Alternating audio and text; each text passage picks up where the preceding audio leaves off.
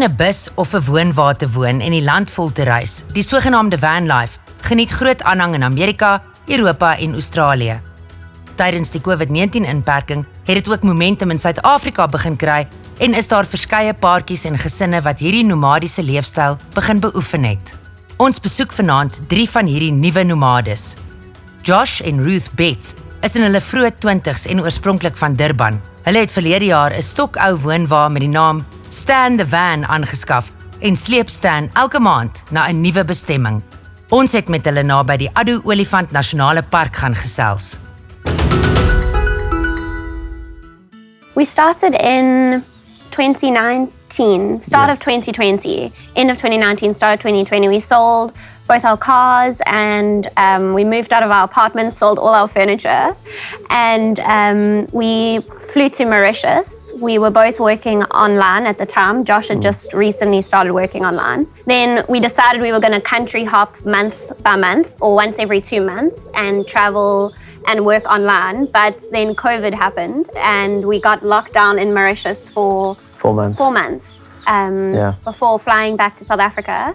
And then we'd already experienced the freedom, so we decided to backpack South Africa for about the remainder of 2020. And then it was in December of 2020 that we actually got Stan. January, Yeah, and then from there we're sort of overdoing Airbnb. We thought it was quite expensive as well to travel like that. So we decided to look at other ways where we can travel our own country because we couldn't go anywhere else and do it affordably.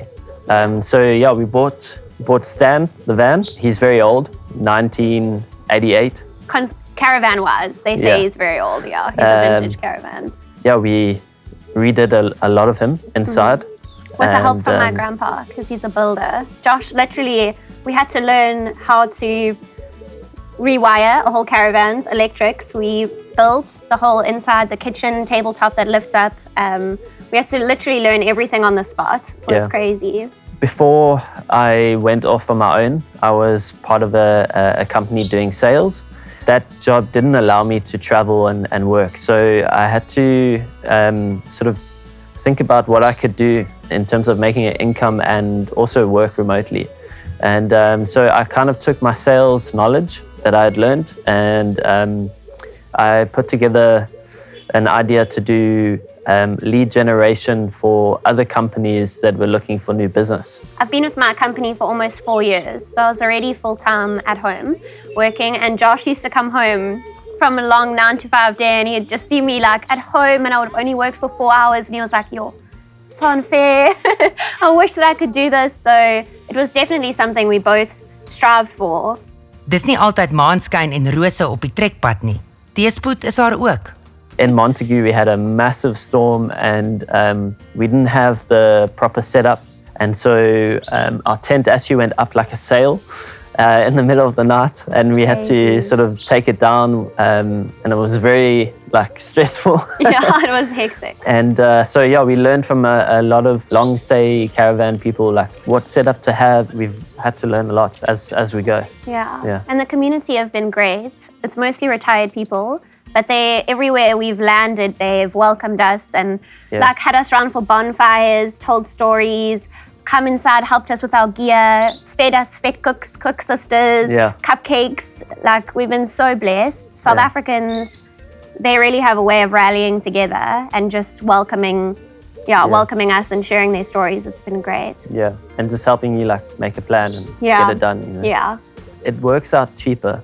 To stay at a place for a month. Generally, in campsites, you get a discount if you do stay for a period of a month or longer.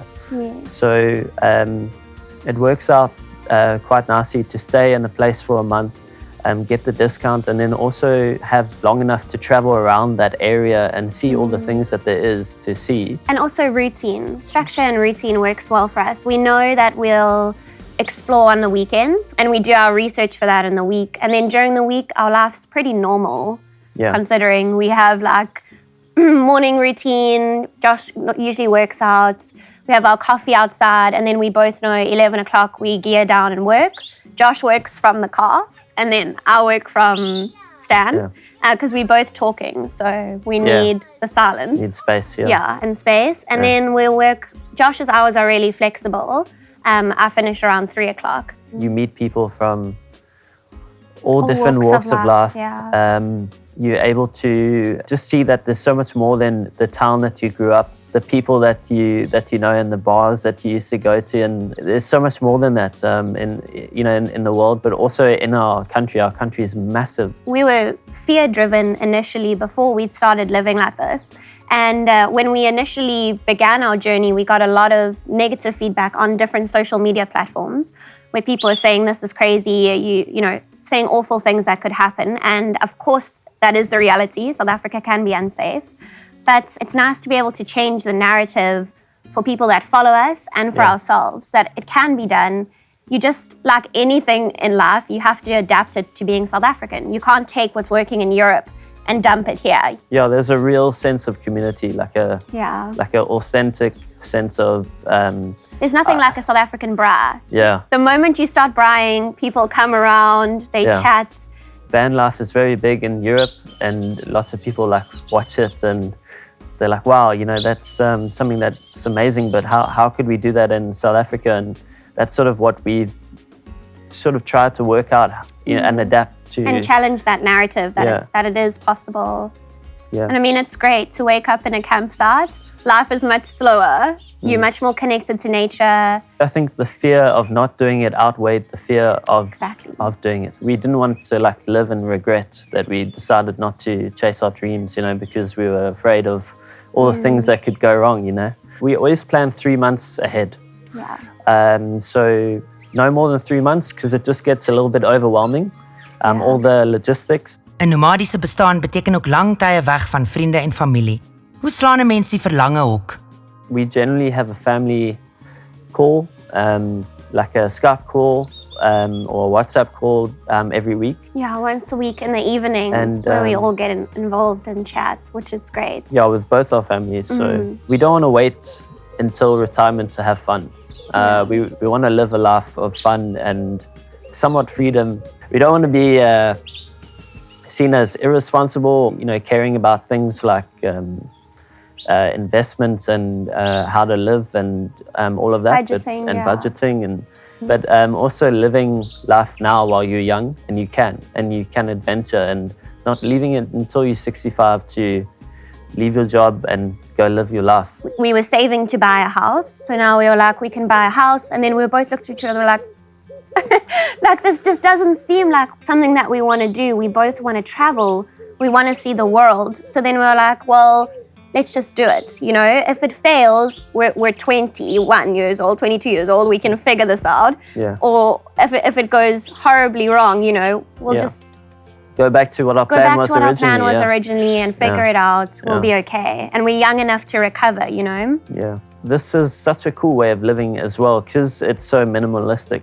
Your budget is super low as well, so you can save more money as well, which actually is responsible, because then you can make sure that you're okay in your old age as well. You can live now, but also live simple, so that when you are older, you do have money to live as well. We actually save a lot more money living like this than we did when we were in an apartment. Our rent where we were living was about 8,000 a month.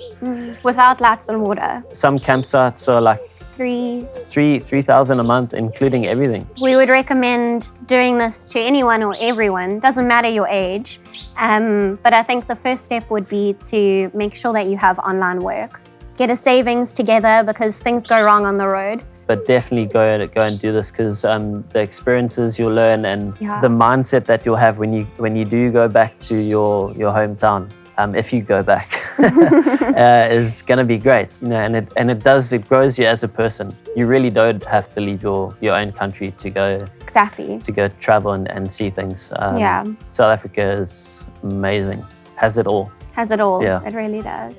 The way we're living right now, just being in South Africa, we could live like this for a while longer, definitely. Yeah.